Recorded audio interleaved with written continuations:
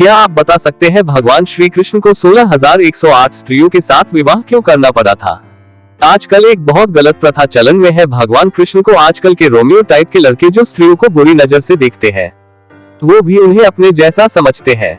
ऐसे अज्ञानी लोगों को शर्म भी नहीं आती। असल में कहे तो यह लोग अज्ञानी, मूर्ख और बदतमीज प्रकार के होते हैं, जो अपनी काली करतूत छुपाने के लिए भगवान को भी नहीं छोड़ते हैं।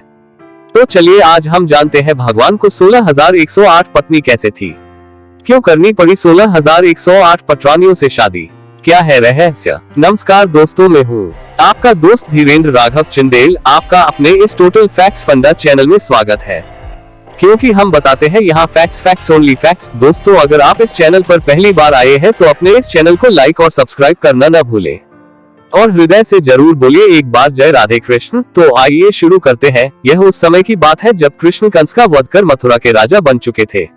सब कुछ सामान्य गति से चल रहा था, प्रजा सुखी और संपन्न थी और हर तरफ आनंद का वातावरण था। इसी समय श्री कृष्ण को एक असामान्य सी सूचना मिली कि उनके और आसपास के अनेक राज्यों से कुमारी कन्याओं का हरण किया जा रहा है। गुप्तचरों को हर तरफ दौड़ाने के बाद यह सूचना सच पाई गई और यह भी पता चला कि मानसिक रूप से विक्षिप्त एक व्यक्ति इन कन्याओं का हरण बलि देने के लिए कर रहा है और इनकी संख्या बहुत अधिक है। भगवान कृष्ण ने त्वरित गति से न सिर्फ उस व्यक्ति और स्थान की खोज की, बल्कि उसे मृत्युदंड देकर सभी कन्याओं को मुक्त करवाकर उनके घर भेज दिया। अब यहीं से असल कहानी शुरू होती है। रुक्मिणी जी ने स्वयं पत्र लिखकर उनसे विवाह करने की इच्छा रखी थी। रुक्मिणी जी ने जगत का पहला प्रेम पत्र भगवान कृष्ण को लिखा था। भगवान के दूसरे 7 विवाह राजकीय कारणों से थे। स्वयं पिता अपनी पुत्री का हाथ भगवान कृष्ण को सौंप देता था। नरकासुर नाम का एक राक्षस था।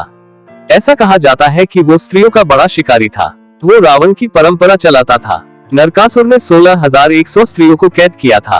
इन सब स्त्रियों पर वो बलात्कार करना चाहता था, इसलिए इन सब स्त्रियों पर संकट के बादल मंडरा रहे थे। श्री कृष्ण जो स्वयं भगवान है, वो सत्य के और धर्म के प्रतीक है, जिसने इतनी सुंदर दुनिया बनाई है। वो भला उसके रहते हुए ऐसा अन्याय कैसे सहन कर लेते। श्री कृष्ण की पत्नी सत्यभामा ने भी भगवान को विनती की, भगवान उन स्त्रियों को बचा लीजिए। श्री कृष्ण ने भी नरकासुर से लड़ने का निश्चय कर लिया। दोनों के बीच भीषण युद्ध हुआ। इस युद्ध में श्री कृष्ण की जीत हुई। नरकासुर के वध के बाद 16,100 स्त्रियों की मुक्ति हुई, किंतु एक बड़ा प्रश्न उपस्थित हुआ। यह सब स्त्री लंबे समय से अपने पिता या पति के घर से नरकासुर की कैद के कारण दूर थी। जब वो अपने पिता या पति के पास गई तो समाज के डर से पुत्री को या पत्नी को स्वीकार करने की उनकी हिम्मत नहीं हुई। ना तो पिता ने उसे स्वीकार किया, न तो उसके पिता ने। अब वो स्त्री कहा जाए।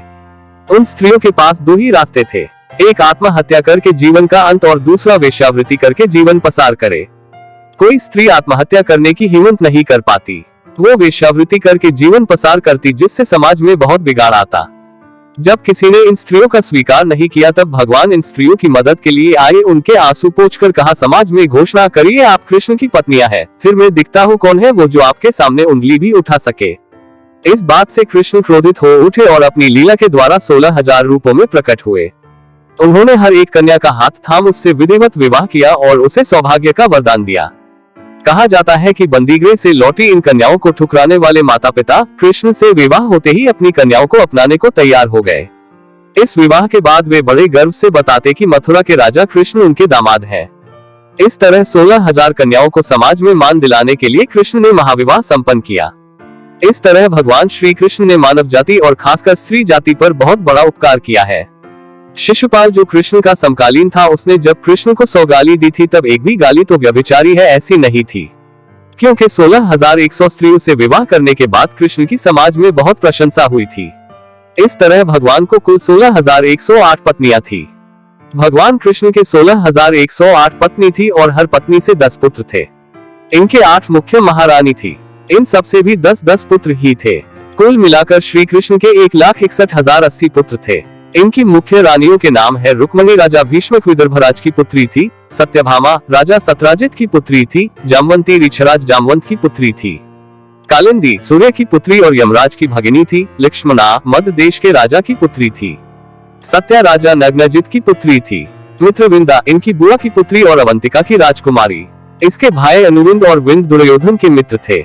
भद्रा केकेराज की पुत्री थी और केकेराज कृष्ण जी के फूफा जी थे। वसुदेव की बहन केकेराज की पत्नी थी। तो दोस्तों, अगर आपको यह जानकारी पसंद आए तो कृपया कमेंट में जरूर लिखें जय श्री कृष्ण। शुक्रिया। ना